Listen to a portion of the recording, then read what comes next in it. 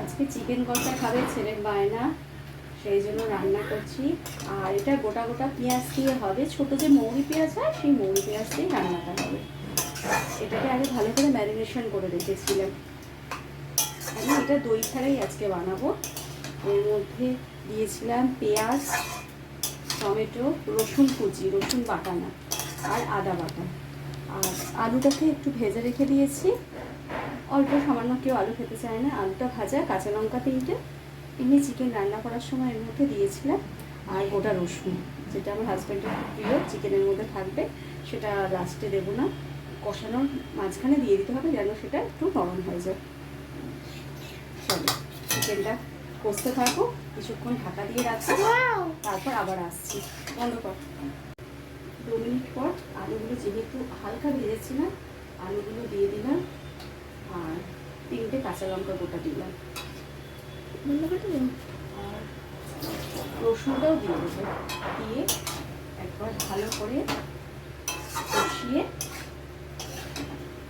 এখন 5 মিনিট মতো চাপা দেওয়া হয়। যতক্ষণ না তেল ছাড়বে ততক্ষণ এটা চাপা দিয়ে রাখবো।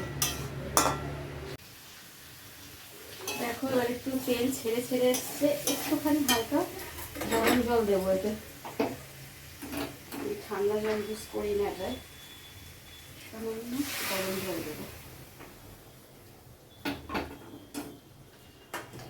যাবে ভালো গরম, একটু জল দিলাম।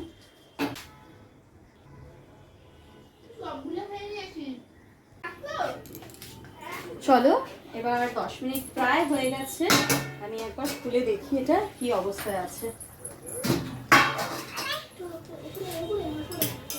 দেখো এই অবস্থায় আছে, আর জল দেবো না। আমার ছেলে তো একদমই চিকেন পছন্দ করে না, আমি রান্না করলে বিশেষ করে, ওর বাবার হাতে চিকেন ওর কাছে ফেভারিট। একটু পাতলা ঝোলই বানিয়েছি, কেন ওটা ফুটলে নরম হয়ে যাবে। এটা হয়েও এসছে, এবার নুনটা দেখে বন্ধ করে দেবো।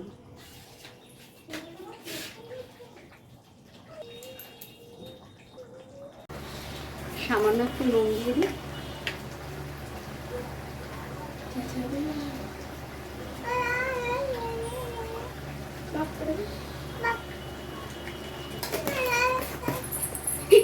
আচ্ছা ভিডিওটাতে বন্ধ করে দাও।